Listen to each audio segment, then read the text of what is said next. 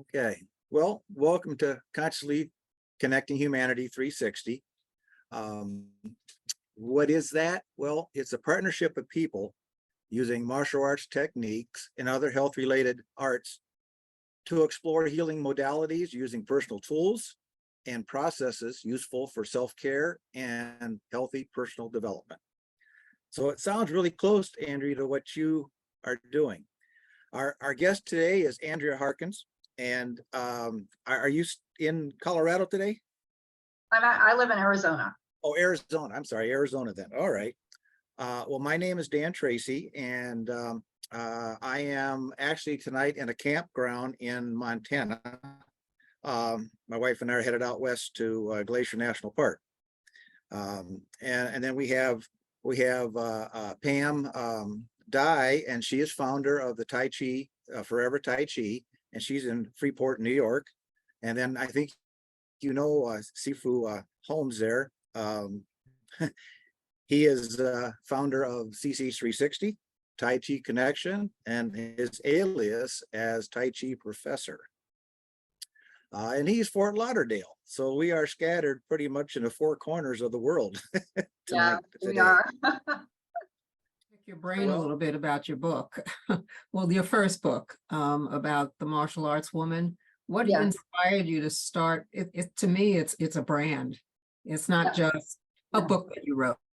It's your brand. It's Andrea Harkins' brand. Maybe you can expand on that and what inspired you to write that in the first place. Yes. I've always been a writer at heart. Since I was like 10 years old, I wanted to be a professional writer. It was a dream of mine. Unfortunately, things happen over your life where if people don't believe in you or they say something, especially as you're a kid and you're growing up, you feel suddenly like if they tell you you're not good enough to be a writer, they tell you you're not good enough to do something, it sticks with you. And I always wanted to write a book. It was just something I always wanted to do. And I kept pushing it off until I was 50 years old, right? And then I thought, I have all these great martial art experiences. I would like to share what it's like to be a woman in martial arts. I would like to explain to people that there's a difference between being a woman and being a man in martial arts. Neither is good or bad. Like, it's not, I don't like men in martial arts, or I think women are better, or any of that. It was just, there's differences, and I want to explore that. And I know in my own life, it was very different. My husband and I are martial artists together. He sees things differently than I do. So the book was originally going to be about me. I was going to write chapters about my experiences, how I overcame, for instance, how I did the childbirth, or how I overcame different obstacles in my life, how I lived off the grid for 5 years, how I did all these different things in my life because martial arts gave me the right mindset. And then I found a publisher, and he was interested in publishing it. And he said, well, how about we add other women to this book, their stories? And I said, great. I don't know any other women. Like back then, 10, 11 years ago, I wasn't on social media all that much. I didn't have a network of people. I didn't know any other martial art women except the ones that I was teaching. And so he connected me to a lot of the women who provided chapters for that book. And that's how it all got started. I eventually bought the publishing rights back from him so that I could self-publish the book, made a few edits, but that's how that book began. And it took me 2 years to write it. I never wrote a book before, and I was trying to do the best I could and share these stories and collaborate with all these other women. And it was a lot of work, but I look back at it as really a breakthrough book. Nothing really had been written like that before. And it was a time that I felt it was time to share that kind of thing with the world. Right, so, right. I'm sure a lot of women in martial arts feel the same way, myself included, to read, to see, it didn't matter what style, okay, it was just the personal experience in it. Okay, so it really does resonate with other people. yeah. So to this day, do you feel that women in martial arts are given the credit that they deserve with their ability, no matter what style they're in? I feel like it's better. I feel like it's a lot better than it used to be. There are, women like me who are really promoting women in martial arts, who really want their voices heard. I think it'll always be a little bit more difficult. I know that when I started martial arts in 1987, I think it was, yeah, it was a lot different. There were mostly men. I had to work, I feel like, a lot harder than other people to get the recognition.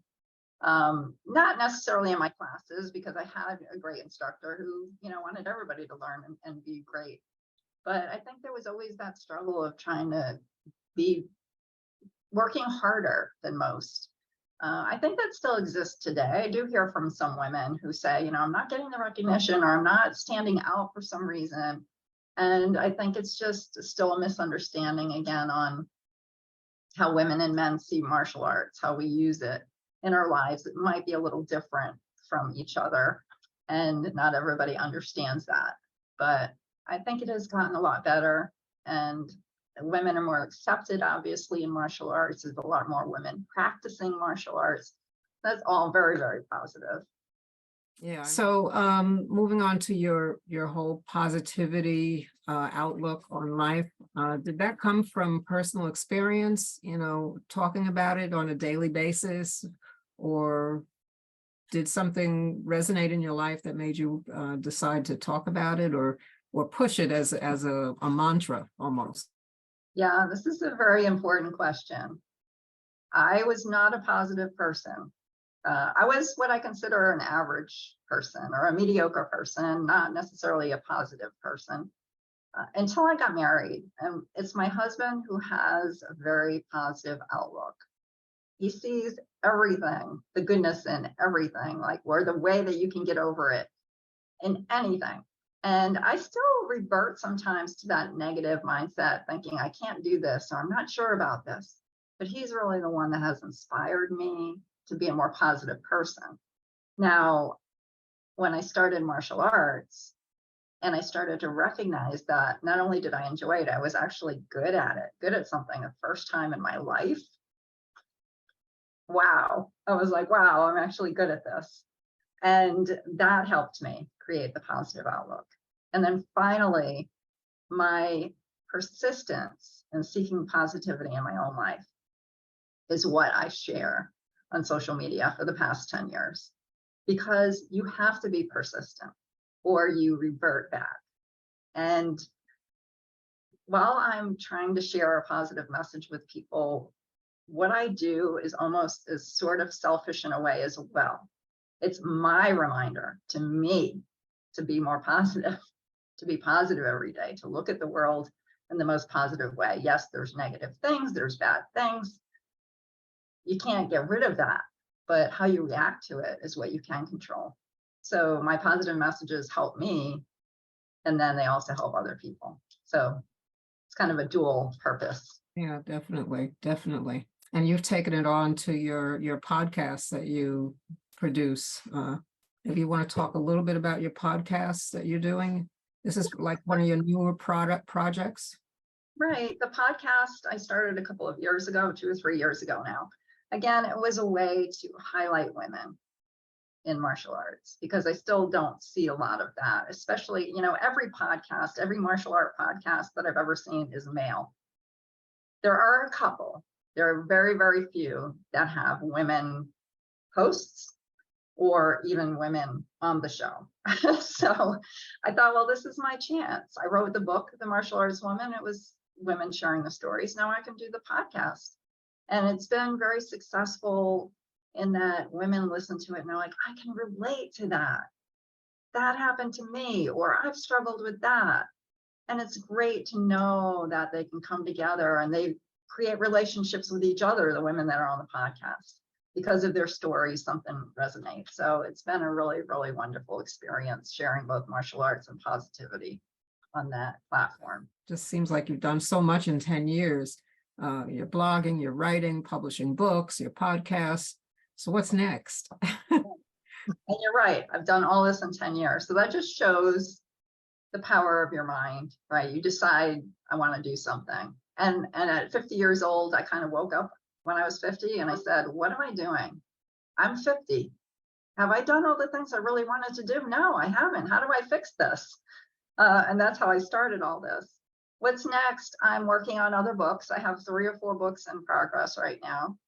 I'm hoping to produce sort of a learning series on the Teachable platform, which is where you can go and take courses online about positivity.